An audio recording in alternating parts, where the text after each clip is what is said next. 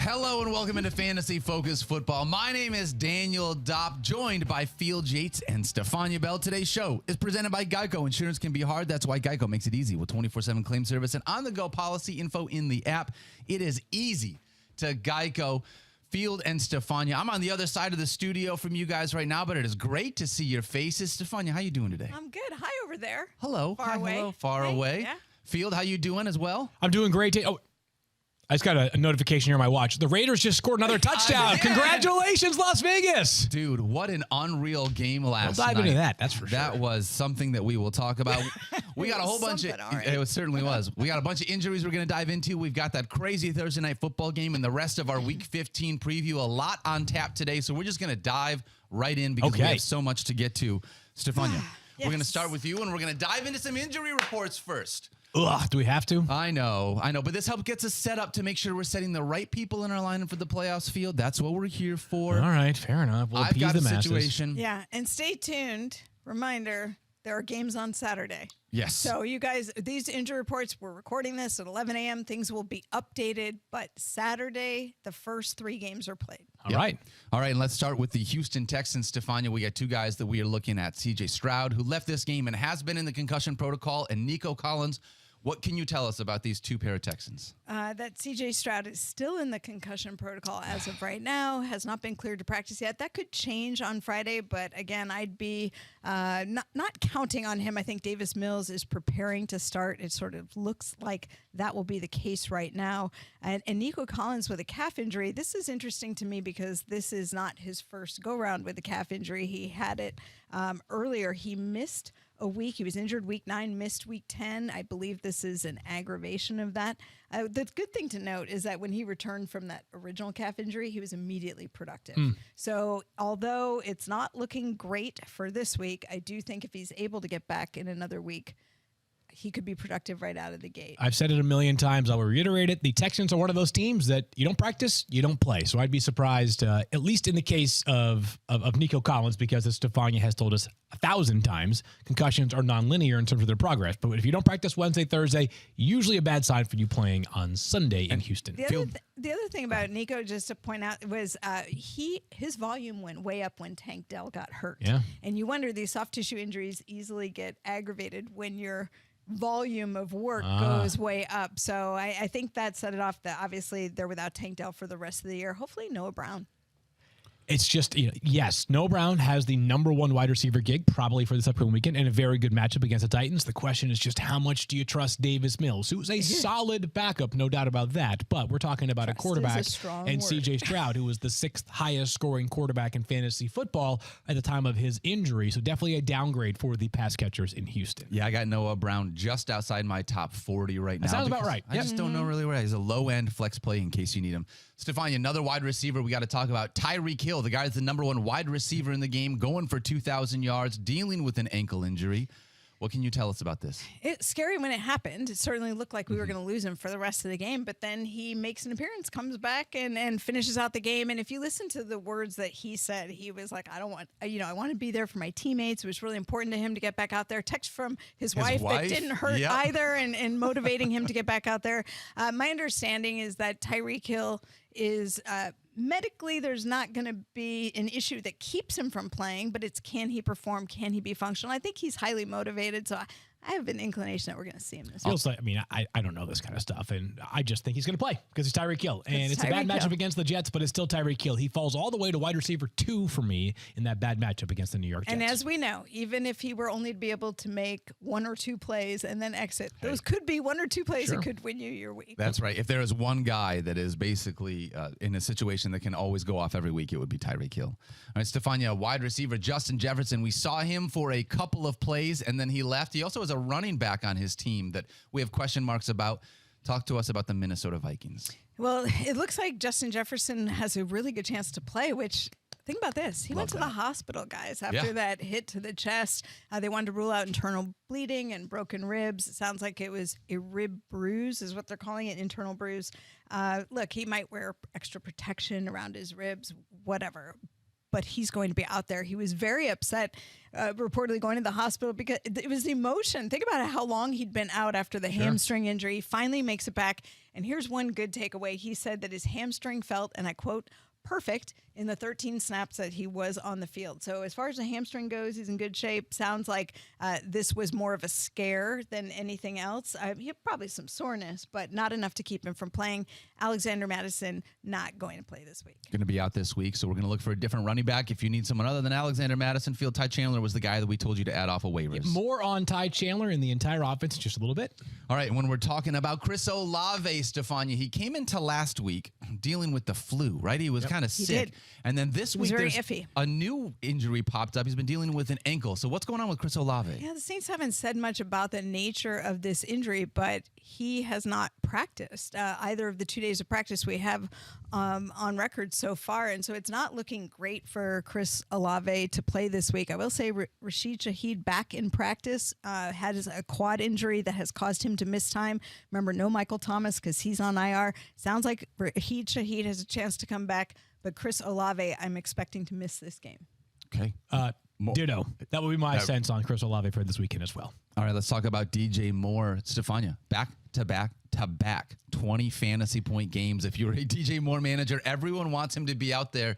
This week he gets the Cleveland Browns. What can you tell us about the ankle injury that he is also dealing with? So this is really interesting. Do you know that DJ Moore carried the ball 3 times before he ever caught a pass last week? I did know that. Did you know that he injured his ankle apparently on the last of those carries? I Probably did put not an know that. end to that, and then he stuck with catching the ball. Yeah. But he did come back, and he had 6 catches, and he had another touchdown. So the fact that he was able to play through that and look pretty good doing so, I think bodes well for him back in limited work on Thursday. I expect DJ Moore to be out there. Okay, that's fantastic. We want DJ Moore to be out there with how he's been playing recently. Let's talk about some Packers. Same division, Stephania. Aaron Jones, he's just been a mainstay, unfortunately, on the injury report. What can you tell us about Aaron Jones in this one? So, I love when players give us these nuggets that are really helpful in terms of understanding their injury. And Aaron Jones gave a really thoughtful response to reporters yesterday who were asking him about this MCL sprain, pointing out that he's had MCL sprains in the past, missed only 1 game, this one taking a little longer, and asked if he could elaborate on it. And boy, did he. He said that sometimes in the past he's had an injury to the MCL. So the MCL is a ligament on the inside of your knee, and it runs from the femur, your thigh bone, to the tibia, your shin bone. You can tear it on either end. And when you tear it on the femoral side, the proximal side, that's less difficult to recover from than on the tibial side. Okay. He said this is a tibial MCL. He said it feels like your leg is hanging sometimes when you're trying to move, so you don't have that sense of stability is not there. And we know from data that it takes about 2.5 times longer to recover from a tibial MCL sprain than a femoral MCL sprain. So he really explained his absence. The good part is he's feeling much better now. It sounds like he's trending towards playing this week, and that will come just in time because A.J. Dillon has a thumb fracture and not expected to play. Yeah, you decide whether a running back should play with a broken thumb. Seems like a bad idea. Unless you want to go only carrying in the opposite arm. How do you do that? Yeah. There were some backs in the grip day and that used to ball- do that. Yeah. And the thing is, in some positions, you could either, wrap, put a cast, what have you. But when you're talking about ball security, it's a problem. That's a problem. But I just shout out to Aaron Jones for sharing. Because I think it really does help people appreciate that not all these injuries are identical.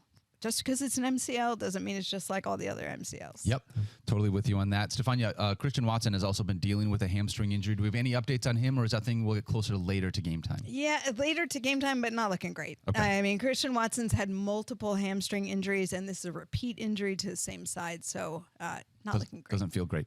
All right, let's talk about Isaiah Pacheco. He went down with a shoulder injury, and this actually sounded a little bit serious when we heard about this, Stephania. Are we going to see Isaiah Pacheco this week, or is this a long-term thing? It's a bit confusing because they call it a contusion, which is a bruise, but we know that that's sometimes a throwaway term. It's not very specific. This is the same shoulder he had surgery on in the off season. And last week it was sounding like not a big deal. Chief's not worried about it. He'd be back. Hasn't practiced yet this week. I don't know that it's not a big deal. I'm staying close to everyday injury reports, but I'm not confident as we're recording this here this morning. Sure seems like another week of CEH and Jerick McKinnon leading the backfield this week for the Chiefs. Last one, Stephania. Are we getting a return from Darren Waller here in Week 15 just in time for our fantasy playoffs?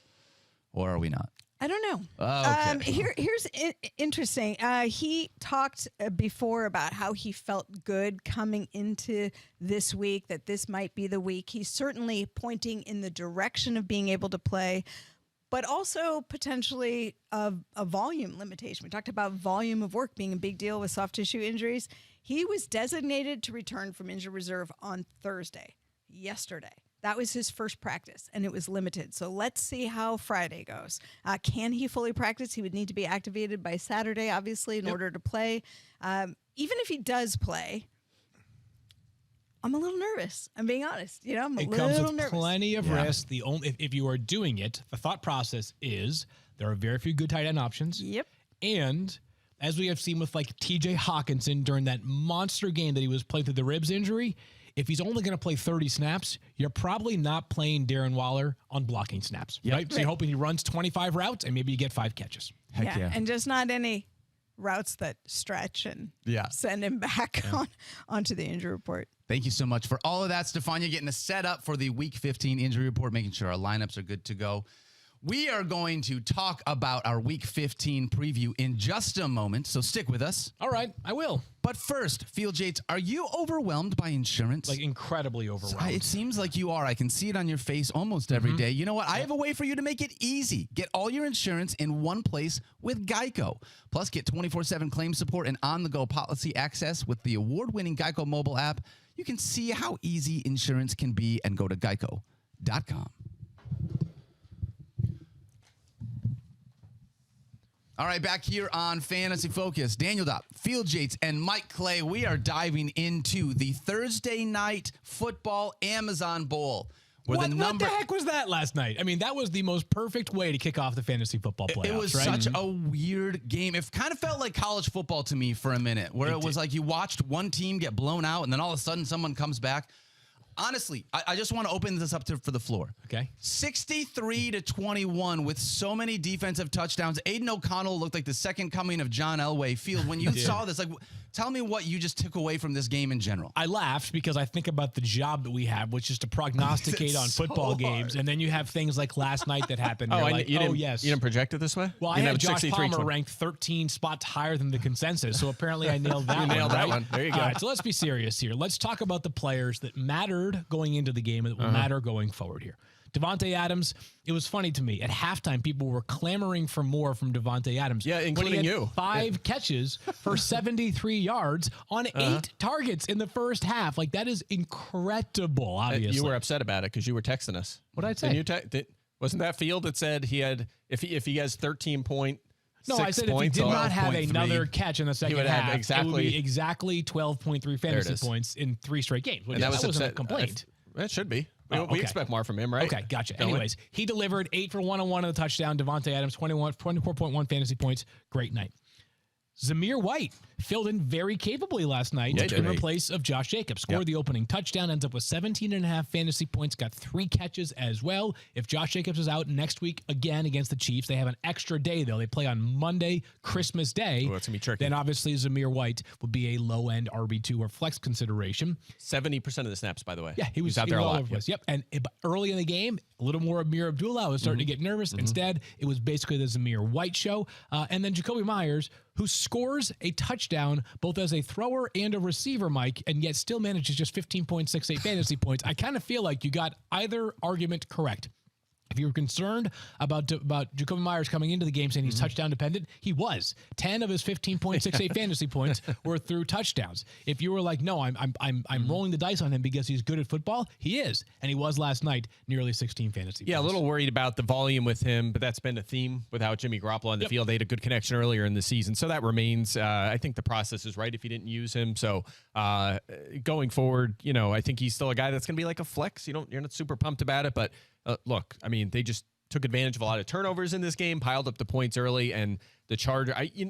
Look, teams don't really quit, but they just don't have it right now. Too many injuries. They're just not not as motivated maybe as some other teams, and it was ugly. They just didn't show up for this one, as basically the coach said at halftime, Brandon Staley. So I mean, I was an ugly stunned situation. he did the interview at halftime. I would have been like, politely, let me pass on this one. We're getting spanked 42-0. I'm happy for Davante Adams because he is such a star player that he got to show it last night. Yeah. His target share has been ridiculous, though, right? I mean, he's been commanding his past 8 games. He now has 5 with at least 10 targets. Like, Davante has been fine. It's the quarterback play that has undone him for much of this season. Yeah, and this was an interesting dynamic because it was such a blowout in the first half that we were like, are they going to play in the second half? And it was kind of mixed and matched because Davante Adams played 80% of the snaps, as did Jacoby Myers, which is about the normal for him and barely below the usual. But on defense, they were resting all kinds of guys, which I know because I may have had a tackle parlay out there, but it didn't go well because, everybody rested in the second half. So it was kind of mixed and match, but the fact is they played them at late into the game to build up some stats, and we love that for fantasy. Yeah, we'll take it. We'll take it. Really quickly, when we were watching this game, we watched the defense was just unbelievable. Scored 2 touchdowns. One of them was a fumble recovery that was returned for a touchdown. 44 yards. Yeah. Obviously, we call it a thick 6 when it's an interception return. I asked Rosie, my wife, like, what do you call it when there's a fumble recovery? And she was like, I think we call it a husky tutty. Husky tutty. She wants to call it a husky tutty. Is there an actual phrase for a fumble recovery return for a touchdown by one of the big men? Yes, husky tutty. Okay, Yeah. all right. That's what it's called. That's what we're Well gonna call done, it. Rosie. I think that's. I was going to Stamp it. say rumble fumble. I think that's better. Oh, rumble Husky fumble? tutty, I and both. I actually like both of they're them, both but pretty husky good. tutty because when in doubt, the tie is broken by Rosie being 100%. Rosie over That's Mike. fair. I agree being with Mike. you. We do have to talk about the Chargers though for a second, Just guys. for a And second, though. No. I think we have to talk about it because Mike got lucky last week, and he guessed the one right week Got where Austin lucky. Eckler decided not to stink.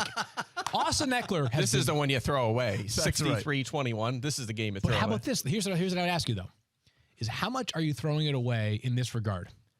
Yes, he had just 5 carries. Isaiah Spiller had 15 last night. Yeah, he didn't play a lot in the second half. Yeah. But in the first half, he was still splitting carries with both Spiller and Josh Kelly. Like, there seems to be a little bit of a changing of the guard in the backfield in terms of specifics to the rushing game, right? Like, they are not going to give Austin Eckler 20 carries in a game right now. No, I agree. But also, at his best, he wasn't getting that. So I'm not super worried about that. He could get 12 to It's a 14 decline. carries as long as he gets 6 or 7 targets. And he did have a handful of targets in this game. That being said, I was on him Touchdowns. last week because we weren't sure matchup, about the workload and the matchup. This week, we were lower than him. We were much lower on him, right? We had him in the mid-teens. That's where I ranked him as well and projected him. So now I'm a little more concerned because also their upcoming schedule is the Bills at Denver, Kansas City. Yikes. And by the way, Denver's not with the same Easton D they Stick, were. Did you watch him last night? I Yeah. mean, I guess in the second half, if you watched him, you're like, ooh, Not as much as I watched 17.5 Aiden fantasy O'Connell. points. Yeah, Yeah. if he gets 17 touches next week or going forward, we're fine. I'm not sure Very he's going to get concerned. that though. It might be 12 to 14 touches. So yeah, I'm concerned. We're going to rank him lower, but I still think he's startable. He's still Austin Eckler. He's still the lead back in this offense. And I it's think not that going to means be less than you think it means now. He I played think he played 1/3 of the snaps, and most of that was in the second half where he just wasn't. I agree. It was a but blowout. I think that this year has shown us that he's still Austin Eckler means something different than it has for a long time. I guess so. I mean, just the fact that he is the lead Break the back. tie, Daniel. You decide. Look, Like this you're is not one- going to start him. I mean, go Maybe ahead. not. I would probably have him as a very low end RB2, but he's one of the Yeah, I few agree. guys that I have added to the list of like, there's more name value here than there is super value Yeah. at the use point. Totally. I agree, but the fact is, if he's still positioned as if you still think he's going to have 15 to 17 touches and be involved in the passing game, you're probably still starting him as an RB2. That's all I'm saying. I mean, again, we had him like 15th. Maybe we have him 20th this week. You're still starting that guy, right? I was lower than consensus this week, and I need to be lower next week as well. Yeah. Doesn't feel good. Makes me nervous. And Totally. the story doesn't feel good about Austin Eckler or Agreed. any of these Chargers, if we're being honest. All right, back here on Fantasy Focus. My name is Daniel Dopp with Field Yates and Mike Clay, making our way through our Week 15 preview, Part 2. Guys, we watched Zack Moss have 2 weeks in a row as the only running back in this offense. No Jonathan Taylor. And, of course, just like he did earlier this year, we expected him to mash. It has not been 2 weeks in a row where he has mashed Field Yates. 21 touches and 17 touches in both of those situations. He's getting the volume. How are you approaching Zack Moss given the 2 duds that he's had the last 2 weeks? Back-to-back weeks with an RB1 role and flex production. That's Yep. what he's been because he's had the opportunities here. I know Mike and I argued on this one again a couple of weeks back, and I think he's ready to be on the right side of this coin. Mike? I am. Are Of you? course I am. Thank you. Tell me more. So, yeah, I mean, here's the deal. yeah, well, I'll get into it. I would be stunned if Zack Moss's role decreases this weekend. Stunned. Agreed. But you decide how much you trust Zack Moss. I've got him as RB15, whereas a week ago or 2 weeks ago, he might have been RB6 or 7, right? As we have seen, this Pittsburgh defense, you can squeeze out an RB1 performance. Zeke Elliott was literally the highest scoring running back in fantasy this past week against the Pittsburgh Steelers. So RB15, but I felt like when Jonathan Taylor got hurt, and this sucks that he got hurt, obviously, but in the teams in which I had Zack Moss, I felt like I had just picked up a potential league winner going into the playoff push, and for however long Jonathan Taylor will be out. I do not feel that way anymore. Yeah, I still think he can be because of the usage. And we do this all the time where we see the dip in efficiency or the poor efficiency, and then we continue to chase the volume. And oftentimes it works out. Either you lose the volume or it works out. And I think a good example of where he is right now is like Rachaad White. Rashad White, that same kind of thing. He got massive volume early in the year. The production wasn't there, but if you stuck with him or you made a trade for him, it has worked out in a big way. Keep this in mind. Moss, in these 2 games, 89% of the snaps. The fantasy output's been disappointing, with 32 carries, 7 targets, 38 touches over the last 2 weeks, is 8th at running back. Also, we're so close to having a couple touchdowns, and if we did, we'd be having a different conversation. 4th in expected touchdowns at 2.2, 3 carries inside the 5. Which is third most among running backs over the last 2 weeks. The volume has been tremendous, not only overall, but at the goal line as well. So I'm still feeling pretty optimistic about him. Now, I am lower, 7-8 spots lower than last week, but he's still, no doubt, a good RB2. And we've seen the big games from him on this volume earlier this season. Do you have a lot of Zack Moss on your rosters this week? I do not. I have, I think, one playoff team. That makes sense now. Why? But just because, I've been way more discouraged because I've got a lot of Zack Moss in my life. I was going to say, you can almost tell when someone is talking about it. It's like, no, I'm rostering because I feel it emotionally on on a level. Yeah, I get that. No, I totally get that. I mean, I started Christian Watson, all that stuff. I get it. I totally get that. But I mean, this is, me by now. This is always how I'm going to chase 20 touches a game. I'm going to keep starting that guy. And they might look, 2 is a small sample. And he was so close. I think one of his touchdowns got called back on a penalty. Yes, he was so close to having 2-3 touchdowns the last 2 weeks. So I think you continue to ride it out. I get it. I really should have said this at the beginning of the show. And I hope that I'm not alone. And I sense I'm not alone. Probably a lot of our listeners are in the same mindset this week. I have been, my body temperature has been running 3 degrees. I've been sweating for the past 3 days thinking about the playoffs. I have gone back and forth on so many lineup decisions. Left and right and left, up, down, up, you name it. Players like Zack Moss have kept me up at night, and I do not need to be kept up any more than I am by having 2 children under the age of 2, one of which does not always sleep that often. It's the playoffs. So if my emotions are coming through sometimes, I apologize to Mike, the one who's so good about keeping us on track, and here's the process and here's the results you expect from said process. But the emotions of the playoffs are overcoming me a little bit, Daniel. Dude, I'm totally with you. And this is one of those things, I believe this. When you get into the fantasy playoffs, the decisions just hit harder, right? And you've got to decide if I'm going to go home, if I start this guy and I go home, do I feel better going home because I started this guy that's supposed to get a ton of volume that should be in a smash spot, or because I took a shot and swung at a guy that's more of a dart throw? And you almost hedge emotionally of which one do I feel like I can stomach in case this doesn't go right? That's well said. I think that you need to not kick yourself afterwards if you get it wrong. So we talk about tiers in the offseason a lot, but it applies now too. I mean, Absolutely. If 2 guys are really close and you're trying to make a decision between our RB15 and RB17 and you're just feeling the other guy, go with the other guy. I mean, they're 0.2 points apart. If that's go with it, because if you don't and you lose, you're going to kick yourself the whole offseason. That's right. Anyways, with you on that. Sorry, one. I just had to get that out there because I know I'm gonna have a couple moments throughout the show today, probably on Sunday too, where I'm like, what do you mean, Mike? I should be starting this guy. They got 27 carries last week.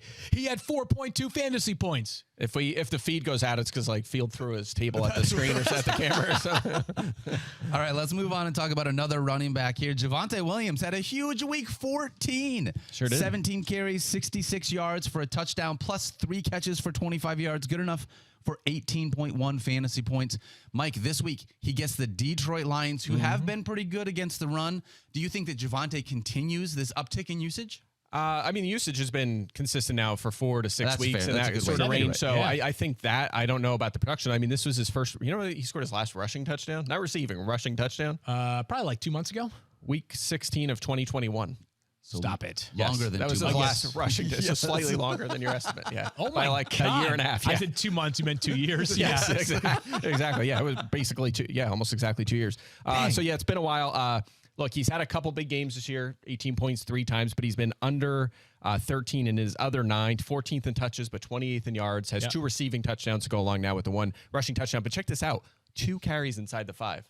So even though he's the lead back, he's not getting goal line work in this offense as well. And you mentioned it, Daniel, 4th fewest fantasy points allowed to running backs for the Lions, 3rd lowest yards per carry as well. So a lot of numbers that don't sound so great. I don't expect another big game from him like last week, but there's enough here in an offense, a team that's playing better, that he's still a flex option, perhaps even a fringe RB2. I'll tell you what, the Detroit Lions defense is like the inverse of the Carolina Panthers. People So can't run true, on them, yeah. but they can throw like it's nobody's business. Which So isn't that's- always like the Eagles. yes. Yep. It's not always good. Like Yeah. if teams know they can't run on you, they'll just throw it around, and that's not always good for the team. That just makes it worse. Yeah. Yeah, I've got him as RB18, Javonte Williams, just to put a number to where my sort of hopes and estimations are for him. Mike mentioned 4 to 6 good weeks in terms of volume for Javonte Williams. Over his past 7 games, here's the good news. 13 or more carries in 6 out of those 7, and oftentimes closer to 20 carries than it is to 13. Yep. And 3 or more catches in 6 of 7 games, and sometimes more like 5 catches in a game. So the volume's too good to ignore. Yeah, there was a point around midseason where it looked like Jaleel McLaughlin was going to take some work from him, Yeah. and that disappeared. He doesn't play very much. Samaje Perine still has a role there, and they do use all 3 backs to some extent, but Williams is clearly the lead back, and we're seeing a little improvement in efficiency running the ball. He had like 6 or 7 straight games where he's at like under 4 yards per carry in all of them. Yeah. Like it just was no good runs. So he's been a little bit better. Do we think Russ is a potential streamer this week? And he had a child this week. Oh, the answer is a yes for me. Dad strength is real. Sorry, Yes. I know you're playing your Lions, but Mike, there might be some merit to that. So you after- have your best projections, right? After you had your children, Yes. were you like better at NFL Live that week or something? Like That's a you good just- question. You know what? I will say this. When my first daughter was born, Kinley, she was born the Friday before the divisional round last year. So a day before the divisional round began. Okay. It was considered by many the greatest weekend of football, of playoff football ever. So you're welcome, Kinley. That So was everyone her stepped gift it to up the world. for you. Yes. Okay. Yeah. All right. So yeah, I mean, I do think he's a streamer. I don't know where I have him ranked exactly. that was just but an like aside, 11th just to a 12th. dad strength question See, aside. Yeah. Now I I'm feel on like board with I it. missed out because like when I came in, I developed that dad strength through a stepchild as like a 15-year-old, right? I don't think counts. it's the same. Does it count? Because like I Yes. feel like you guys get it once you like officially have the tiny human. I don't know. I feel like you have really leveled up over the past few years since Fields, Rosie and Manny stop came it. into your life. That And part is while true. certainly a lot of that's attributable to Rosie, I think Manny's impact cannot be quantified either. No doubt. All right. I like what you guys are at. See? You're not giving yourself enough credit, or Manny enough credit for that for matter. that. For Yeah. You know what? I'll tell you what. This is one of those things.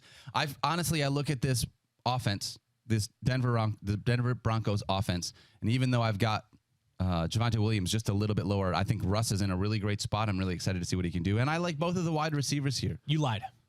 You were not excited to see what Russ can do. I Unless don't it's like wanna 3 see- turnovers. Well, It's your Lions. I may have to start him in a playoff matchup this week, which is, again, the ultimate emotional hedge where I have to play a guy Really in my is. playoffs against a team where I want them to get. You know, the frustrating part is the Lions only have 16 different scenarios in which they can make the know. playoffs The here in funniest week thing ever. 15. 16. Yeah, it's 16 great. different scenarios. So I'm very pumped about that. This should be a very good one, though. I know we talked about it. Javonte Williams, I'm excited to see what he can do with this because he is getting a ton of volume. So hopefully we're going to be able to see him keep being the guy that we want in our fantasy lineups for this one. He's such a pro saying that because he doesn't actually mean I that. don't. He Nope. wants Javonte to have 9 rushes for 14 yards. Nothing No doubt wrong with about it. 9 for 14. Yeah. I'm okay with that. All right, back here on Fantasy Focus, Daniel Dopp, Field Yates, and Mike Clay. Guys, let's talk about the Minnesota Vikings. We have, Stephania said it earlier in the show, Alexander Madison not going to be playing in this one, so we're expecting Ty Chandler to be the lead backfield, the lead back of a team led by Nick Mullens now with Josh Dobbs as the QB3. How are you looking at not just this offense, but the running back position with all of these changes? So 15 touches for Ty Chandler last week, tied a career high. He had 15 rushes in the game prior to that. I would say this, on a scale of like your normal RB2 and Zamir White, I had a little bit more confidence in Zamir White going into the game last night. I had not enough confidence in Zamir White, it turns out, than I do for Ty Chandler going into this game for this reason.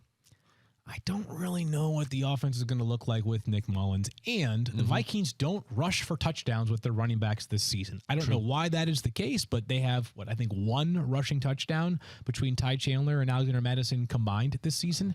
Between them two, they have 6 running back touchdowns, but they're 31st in running back touchdowns and fantasy I believe, points. So. but I'm talking on the ground specifically. Oh, on the ground, yeah, yes, yeah. Which those are just those are probably easier to predict than running back receiving touchdowns. Of course, so my confidence in Ty Chandler is reflected this way. I've got him as RB28, Mike. Yeah, I agree with you.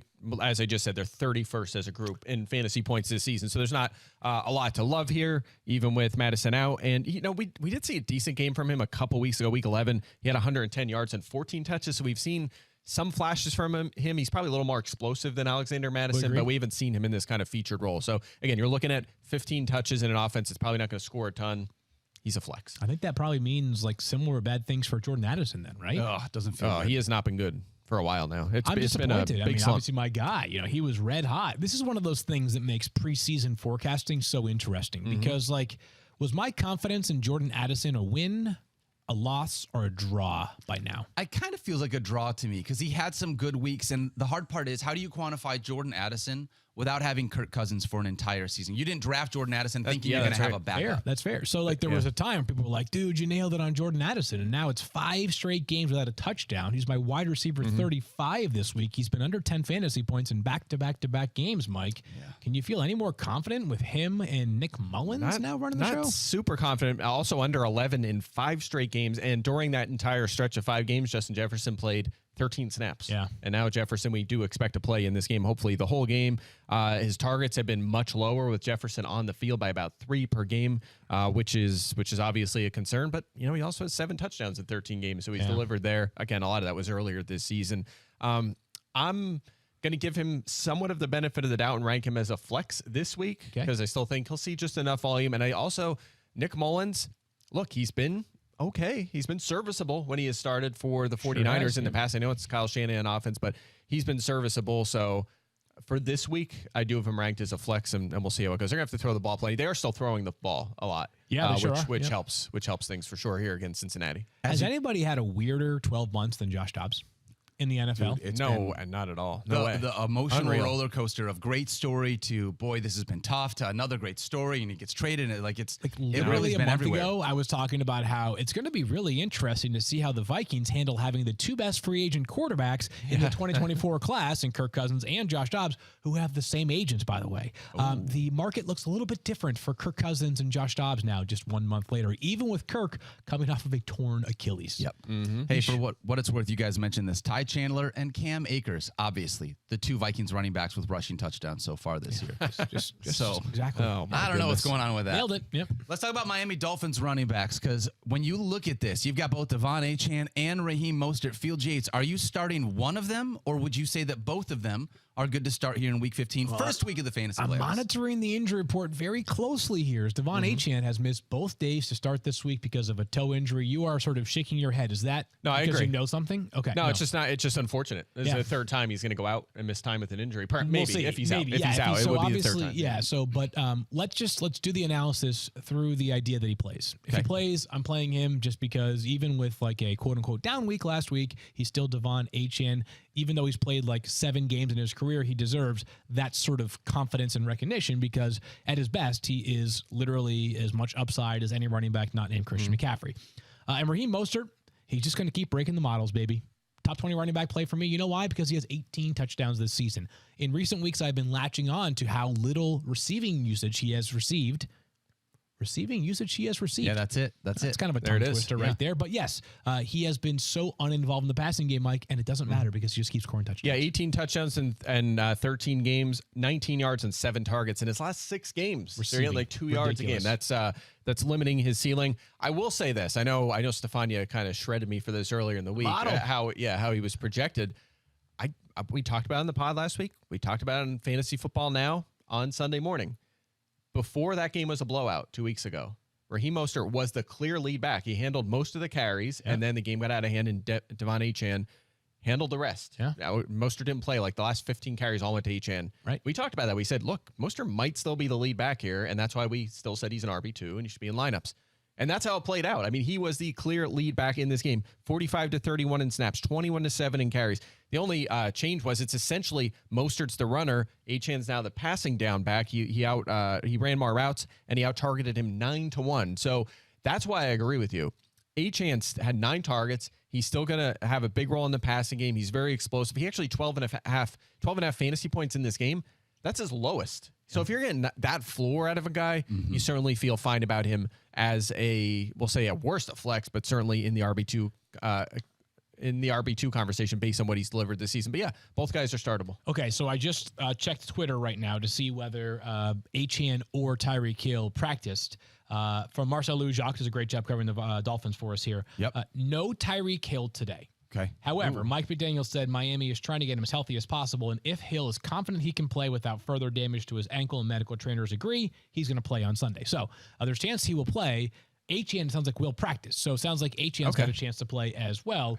But I agree with what Mike said there about Raheem Mostert. Even if Achane plays, he's still very playable. He just keeps finding a way, and he is going to be probably the leader in the rushing attempts once again for this Miami Dolphins. Yep. All right. Sounds like I'll be leaving Achane and Tyreek in the projections later today. So as of now. Yeah, I feel like you have to with Tyreek because this is going to be one of those where like maybe Sunday morning Shefty has a tweet that says something to the effect of, hey, likely to play or likely to not play. But until then, I'd be surprised if we got more clarity. I agree. Yep.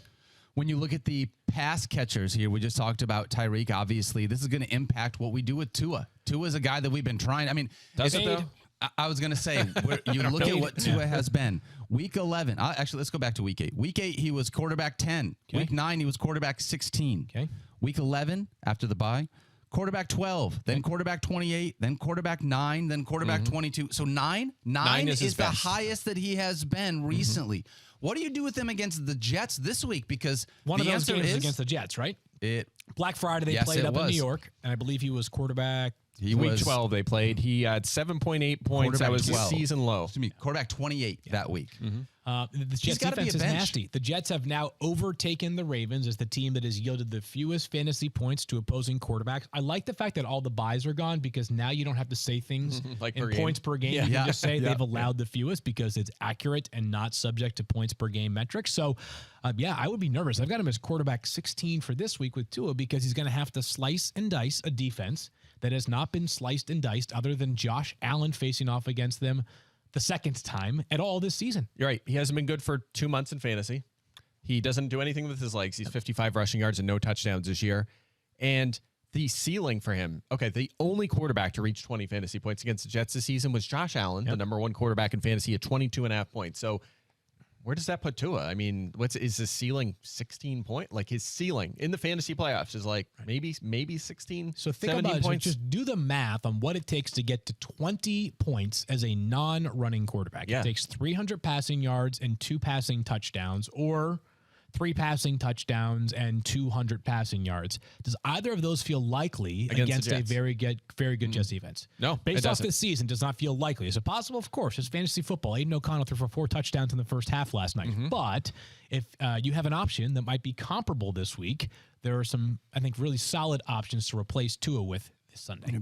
It's not just this Sunday. I mean, this Dolphins team has a brutal playoff schedule. We're going to learn a lot about them over the next 4 weeks because Jets, Cowboys, and Ravens. We did talk about this like a month ago. We knew this was coming. So if you didn't adjust for it and you're going down this stretch with Tua, you were warned.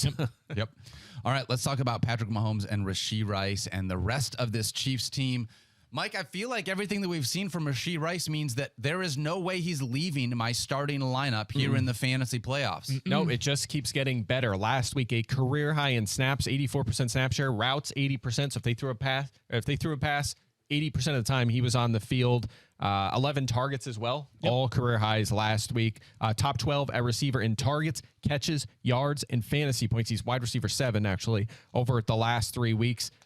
3 straight games with 9+ targets, 7+. I can go on and on, right? It's just been consistent for almost a month now. Usage and production from Rashee Rice. I think he has broken out as we thought might have been coming. We're talking about, are we there? Is it happening now? It seems to have. Feels like and honestly, better fantasy play than Travis Kelce right now. I mean, obviously, different position, but he's getting more volume and more production than Travis Kelce. Yeah, 7.7 catches over his past 3 games, 9.7 targets per game over the past 3 games. So, yeah. You know what's incredible? Sorry. You know what's incredible? Like, Bill Belichick famous for slowing Taking down their your best number way. one target? Is that Rashee? That's like the only concern. Is he going to Remember when focus they, in on Rice or Kelsey in didn't this like one? the Chiefs shadow Romeo Dobbs against the Packers? You're like, yeah, of course, why not? Right? Yeah, why not? Like, I want to ask this really quickly before we have to go to break. Obviously, we're starting both Rashee Rice and Travis Kelce. Patrick Mahomes has been brutal, Field. Are you trusting him? We talked about that emotional hedge heading into the week 15 of the playoffs. What are you doing? Let me tell you this. I'm going to put two separate hats on here for a second. Fantasy ranker hat says this. He's quarterback 11 for me. All right? He has not been good for basically the entire season. This Patriots defense, while it has not been a bunch of world-beating quarterbacks that they have faced, has been good for about a month and a half straight. I have him as quarterback 11. On the other hand, you have to walk, and this is the other hat. This is the hat of like the human. Like you have to make the decision to go into the ESPN app and go, Patrick Mahomes, move to the bench and replace him with somebody else. You have to make that decision on a personal level. I've got Patrick Mahomes in a few different leagues. Two of them, I am not thinking twice about it. I'm keeping my lineup, but it's a conversation in a different league, Mike, with Matthew Stafford, and I think that's where people are at going into Sunday. I'll just add this. The Patriots have allowed one quarterback finish better than 9th this season. It was Josh Allen. Wow. The running matchup. Yeah. Tough matchup here. It's a close call. He's a fringe quarterback. And Josh got hot late in that game. He was quiet for the first about 75, 80% of it. Yep. Real bust risk. Real bust risk. Real tough. All right, guys, let's talk about a couple more quarterbacks. Obviously, we talked about it with Stephania, CJ Stroud, and whether or not he's going to be playing in this one. Oh, you know what? First, let's start with Ezekiel Elliott before we talk about CJ Stroud. Yeah, why not? We left that one on the table. Do you think that Ezekiel Elliott is going to be that guy that we talk about that's a fantasy championship winner because of how he comes on here late at the stretch? Or is that a little bit too much given what he's done here? I just want to say this about that. If Ramondre Stevenson doesn't play anymore this season, maybe. But Stevenson might play next week. Right, So that was the depends part. We're getting too carried away with that. All right, well, what about here in week 15? However, could he be a week winner in week 15, get you to the next one? Absolutely. Absolutely. If that volume we saw last week, 91% of the snaps, 22 carries, 8 targets, 140 yards, a touchdown. And there is pretty much no reason to expect that to drop this week. They waived Ty Montgomery, who barely played anyway last week. Maybe they're thinking, let's take a look at Kevin Harris and give him 10 carries. Maybe, probably not, though. Nope. Zeke has been moderately used all season long. Yep. And we see this sometimes. They're like, all right, he's been a part-timer all year. We can afford for 2-3 weeks to give him a ton of volume. We've seen that even from Raheem Mostert, who's 32 years old. So I expect that to be the same kind of use. They trust him playing the Chiefs. The season's over. I mean, I think they're just going to give him the ball 20, 25 times. Yeah, I mean, the season is over in the sense that they have no playoff That's what hopes, I mean. But like Yeah, the Patriots, you think Bill Belichick is going to wave the white flag right now when there are so many questions about what this franchise is going to look like in a month from right now? No, but I mean, they're not saving him for the playoffs, is my point. Gotcha. Yeah, Just, great point. Yes. Okay, so that part I totally agree with. And Bill does need to Patriots, see what Zeke looks like because we don't have a very good sample size of Ezekiel Elliott in the NFL. I mean, I guess you could say that. Like, let's take a look at Kevin Harris, but at this point, you probably know what you have. Yeah, you know, when the guy's been around the team for 2 years, you probably have a pretty good feel on Kevin Harris at this point. And the Patriots do have their running back of the present and future, that being Ramondre Stevenson. Yeah, but, correct. On top of everything that Mike said, Zeke should get looks in the passing game as well, both designed and perhaps unscripted looks. And he is a very, very capable pass catcher. The Patriots are short of pass catchers, of course, right? It is Pop Douglas, who I think will play on Sunday. Looks good, yeah. Hunter Henry, who, of course, is just like a solid pro, but it's not like there's a bunch of pass catchers that you're like, ooh, if those guys are out there, all of a sudden Zeke is that much less important to this offense. Zeke could easily have 7 catches once again on Sunday to go with 15 carries and end up with 18 fantasy points. By the way, on that note, what you think about like the what could have been team if injuries didn't exist? Devontae Parker. I mean, when he plays and he's healthy, he looks really good. And the Patriots have been featuring him. There's a reason they've kept him around for years. Yeah. He's a really good player, but the guy just he comes back for one game and he's out again. Totally. Out I know, again to last the point week. that like when he was he was inactive for that Thursday game last week. And I was like, I didn't even know it was on the injury report. Yeah, exactly. Like, It's because unreal. I feel It's like when really you too see him bad. on the injury report and limited, you're just like, that's just whatever. That's Devontae Parker stuff. You just manage him, right? And it was like, whoa, he's inactive? Yeah, it's a story Not of that his I was- career. not It's that too I was bad. starting him in any leagues, but still, it was like, oh, I guess I had him ranked all week. I mean, like ranked 57th, but still, he was ranked. He looks Still good when he ranked. plays. All right, let's talk about CJ Stroud now. A little early on that one. False start on me, guys, but luckily nobody called it. Was it a false start or was it offensive offsides, which was called again last night? How much do you want to bet that before that game, the head of the NFL referees reminded Ron Torbert and his crew, let's make sure that if a player is offsides on offense, we call it. You have to, because then all the Chiefs fans will be screenshotting it and posting it all over. yeah. For By the weeks. way, he was offsides by Yes. a lot. He like was it was a still very offsides. offsides play. I think it was Gerald Everett. Do you see? Yeah, I think so. Did you see the guy that posted the clip of it was like the day after that happened, the Chiefs game. He stopped at a red light, and the guy was parked like in the inner. He's like, I'm behind Kadarius Toney in traffic today. That was good. That was a lot good. of content really in that good. game last week. Yeah. Let's talk about this, though. CJ Stroud, assuming that he plays in this one, Field, and we got to make sure that he gets through the concussion protocol. If he does play, he's going to be without his top wide receivers. We're expecting Nico Collins to not be there as well. So how would that impact his rank if we see CJ Stroud? I still have him as a top 6 quarterback play for this reason. Think about the players we're talking about that CJ Stroud is relying. Like, dude, he's got Noah Brown and Nico Collins. Like, who would have said that 6 months ago? Right? That's like a positive. Yeah. People, so he can make something out of nothing. It's a very, very good matchup, but I'm dubious he is going to play. So I think this is all kind of moot. Yeah, also he only has, it's hard to believe, but he only has 2 top 8 fantasy weeks this season. It's kind of hard to believe. He's just been kind of hanging on as a fringe QB, one startable, but not a super high ceiling. But I'm with you. A part of the reason for this too is, first of all, a couple tough matchups, like we have Mahomes below him, but also so many injuries too. He might be 12th if everyone is healthy. So I'm with you. If he plays, you could start him. Good matchup, or decent matchup, we'll say, against the Tennessee Titans. By the way, Noah Brown, 7 targets, 0 catches over the last 2 games. Crazy. Yeah. Talk about one where it's enticing to start him if he's the number 1 in this game, but also if it's Davis Mills, though, it's a lot less enticing. I agree 100%. Yeah. It's just if Stroud plays. If Davis Mills is the starter and not CJ Stroud, who are you starting from this Houston Texans offense? If Mills starts, Davis Mills starts, nobody if you're in a tough spot, maybe Dalton Schultz if he goes, because they're going to have to throw to him a lot. That's probably it. I don't want to use the running backs because they're sharing the backfield. No. Okay. And if CJ Stroud goes, then the idea is like we would look at Noah Brown as a low-end flex play, and then Dalton Schultz we would trust as well. Yeah. I would agree. Yeah, by the way, I would say as far as backup quarterbacks go, Davis Mills is not terrible. Like he had solid. 6 multi-touchdown games last year. So if you're in a tough spot, it's not like, all right, I'm Noah Brown or Tutu Atwell, like who he might not even play, but you could still maybe in that case lean toward it. We're still probably ranking Noah Brown at like 45th or like a 40th, like a flex option. Right. There's worse backup quarterback situations. Let's just say that. Who has more multi-touchdown games, Davis Mills last year or Patrick Mahomes this year? Yeah, well, let's move on. We don't want to talk about that. Multi-touchdown? Yeah. That Patrick Mahomes, CJ Stroud board bet between you and Pulse is going to have a fascinating conclusion. It really will. Really because is. It's like one of them could average 16 fantasy points per game and win the board bet. Yeah, really, just one of them just needs to drop 40, and I feel like that's going to be enough. Yeah. That'll get you over the top. I don't know how Red Zone went last week. We're coming down to the wire. I know. Pulse is... He's holding on to it. Is he on vacation? Yeah. I don't think I had a good week. So, Mike, you probably... I have no idea. Okay. I got the Jets one right. That's all that I cared about. Jets over 13 points. Yeah. Chicago running backs have been tough this year because there are 3 of them, guys. Until recently. And then it has been Deontay Foreman has obviously been the guy. Field. Even with Deontay Foreman being the obvious lead back here, are you wanting to start him in your fantasy playoffs? I'm not wanting to start him. I've got him as RB33 this week because with Deontay Foreman, you really need a touchdown to pay off. Now, he did have 2 catches on 3 targets last week, but he had 11 carries for 50 yards. If he does not find pay dirt on the ground, he's probably going to have a ceiling of like 10, 12 points at maximum.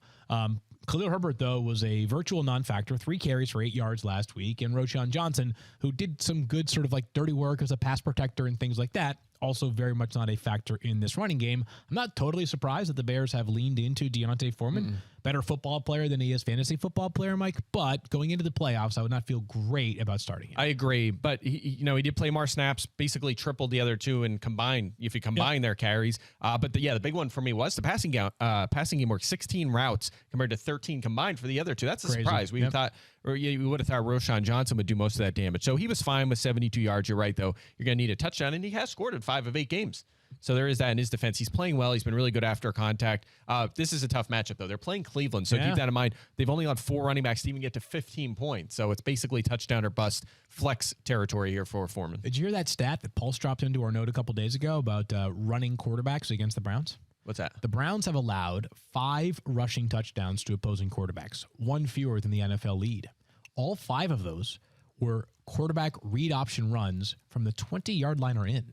Okay. Wow. So the potential for Justin Fields rushing touchdown on Sunday very much in play. I like that. Hey, speaking of read options, Jayden Reed. Let's talk about Jayden Reed for the Green Bay Packers. Guys, that was professional. That was well done, guys. I appreciate that. What a pro. Hey, without Christian Watson in this one, we're assuming we won't see Christian Watson, which is where things really change for us within our rankings. Assuming there's nobody else there. Field, when you look at Jayden Reed, I have him just inside my top 25, or I believe I have him at 27 right now. This 27 ranking was when I still had Christian Watson in there. That's how much I still loved Jayden Right, Reed. you haven't removed Trey Tucker yet from your rankings as well, right, so yeah. he'll move up after you move Tucker from wide receiver 1 down. How much confidence do you have in Jayden Reed, given what he's done over the last 4 games? We've discussed this parallel before, and every week that I watch him, it just becomes clearer and clearer that it's the appropriate one. This is Curtis Samuel during the last half of his final season in Carolina 2.0. The Packers are going to manufacture touches. Jayden Reed, you know that SpongeBob emoji where it's like SpongeBob like wilting and looking so sort of like just like pathetic and worthless? Yep. And then the other side of his SpongeBob looks like he just ate protein for about 9 straight months. Yeah. That's Jayden Reed in non-PPR versus PPR scoring. Or when Christian Watson's out, yes. Yeah, that too. Yes. That works. But you know, I mean, like 8 catches last week for 24 yards. Yeah, 8 correct. Yeah. for 24. So you love the targets, you love the catches, but he needs a touchdown to pay off in non-PPR scoring. Meanwhile, he doesn't need 40 yards to pay off in PPR scoring. So, yeah, I love him. Obviously, we do our rankings in PPR, so I've got him as wide receiver 24 this week. Yeah, no Watson last week, career high 12 touches. You don't bench a running or wide receiver getting 12 touches. No doubt about it. 20.5 fantasy points. He's been really good now over his past 5 games, averaging 7 targets per game during that stretch. And also, to your point, 9 carries in those 5 games, has 7 touchdowns this season. And how about this? Playing the Buccaneers, 3rd most yards and 5th most fantasy points to receivers. Also, 2nd most fantasy points to the slot, which is where he does a lot of his damage. Everything's setting up for a big Reed week. This was a tougher week than the last couple in DFS, figuring out that cash lineup. It was definitely tougher this week. We didn't have like a lot of really quality punt options. I was trying to find that receiver. He's the guy this week. Here's your one. Without Watson, Jayden Reed. he's going to be a little preview money. for fantasy football now on Sunday morning. We're on ESPN2 from 10 to one on Sunday. Wow, that's big. Big for the Big show. 3 first week of hours. playoffs. Yeah, fantasy playoffs are here. I think Daniel's hosting again. It's just because ratings were so good last week. They were like, we got to move it to E2 this week. That's what and it is. Scott was like, you know what? You deserve a little more time away from the show. Stop it, That's Field Yates. interesting. We all want you on that. Let's talk about Jordan Love, your other favorite quarterback to be able to talk about. Honestly, Jordan Love has been a little bit, it's like 2 different people this year. He's the SpongeBob emoji as well. Exactly. This is the hardest player to have ranked inside the top 10 for his position of any player in fantasy football this week. From a confidence standpoint, you're saying Correct. for you. Yeah. Yep. He is quarterback 7 for me. The matchup could not be better. Yep. Tyler Fulgham was telling us yesterday about how quarterbacks are just roasting the Buccaneers right now. Yep. And they are. They've allowed the 6th most fantasy points period.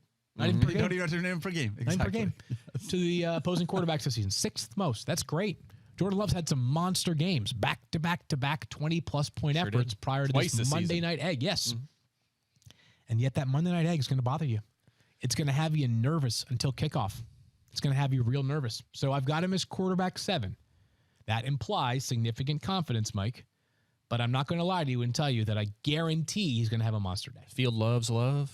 Terry loves love. Terry loves love. Love it. Brooklyn Nine-Nine. Yes. Shout out. So I'm going to stick with him as well. I have him 8th in my rankings.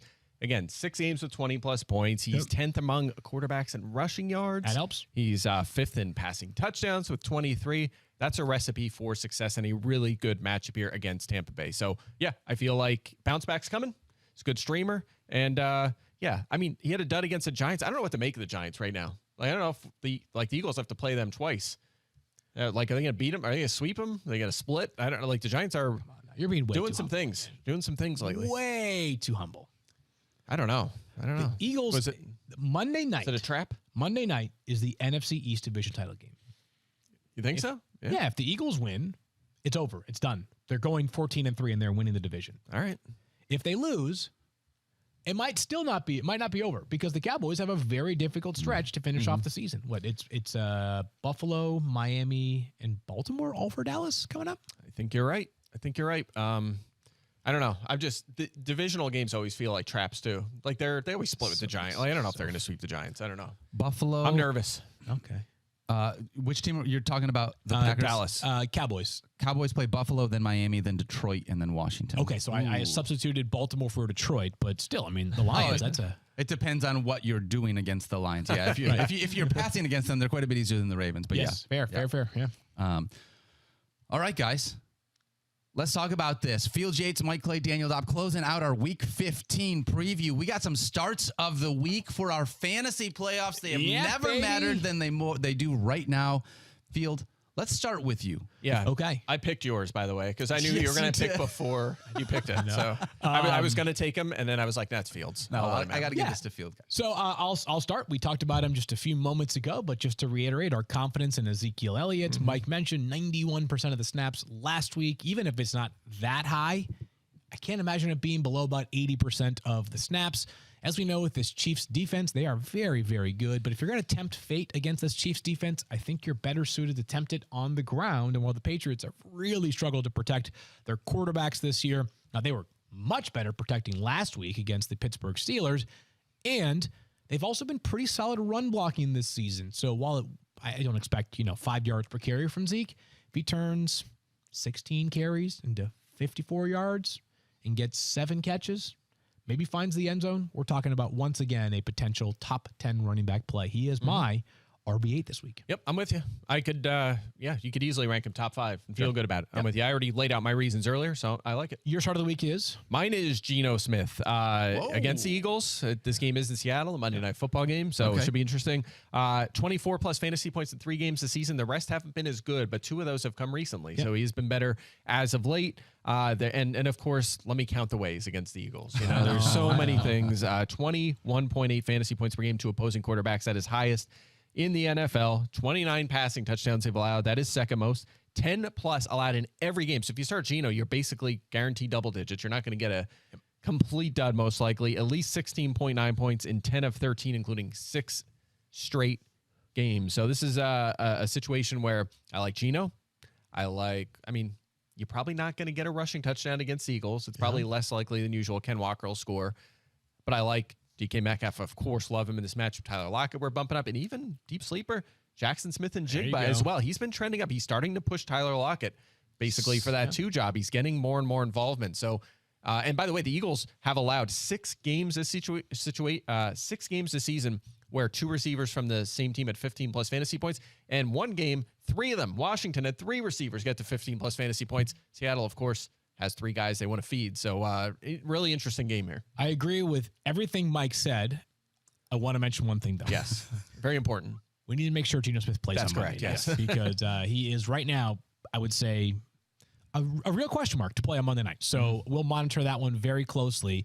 If your options are Geno Smith and somebody that plays on Saturday, and that somebody's a pretty reasonable option, which I don't really know who would that be on the Saturday slate. Would you play Russell Wilson against the Lions over Geno Smith? If Geno Smith is still in serious doubt, if we have 0 clarity by Saturday night, yes, I'll play Russell Wilson. We might get some today too. I think Pete's last commentary was positive, but I mean that's Pete as well. Yeah, it does sound good, but we'll see. Yeah. So yes, leaving him in the projections. If you have a Sunday consideration, then things become a little bit easier to decide between Geno and that Sunday consideration. Who's your start of the week, Daniel?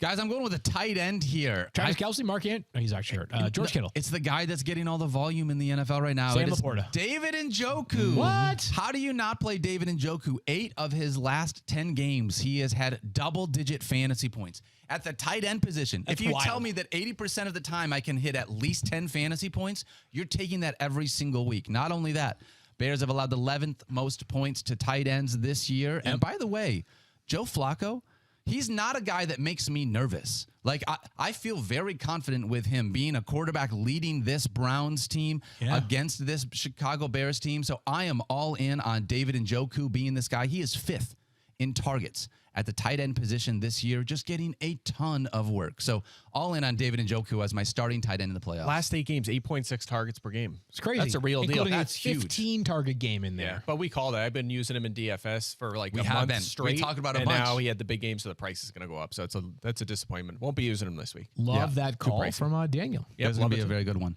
So we got Sunday Fantasy Football Now. Let's do Fantasy it. Football Now, 10-1 on ESPN2. Make sure you check that out. A new episode of the Squirrel Report is out now. Go check that out as well. Available on the ESPN NFL YouTube page. It's very fun. I tried to channel my inner Steve Martin for the skit that we did with the holiday skit. It's very fun, so check that one out. Guys, anything you want to close with before we finish this out? ESPN 2. Can't wait. 3 hours. Yeah. Great to be back. Looking forward to it on Sunday. And yeah. good luck on Saturday, guys. Hopefully we get lots and lots and lots Don't of forget to fantasy change points. your lineups on do that. Saturday. Do Yep. not forget 3 games on Saturday. We love you guys. Don't forget to love each other. Be kind to yourself. Good luck this week. See ya.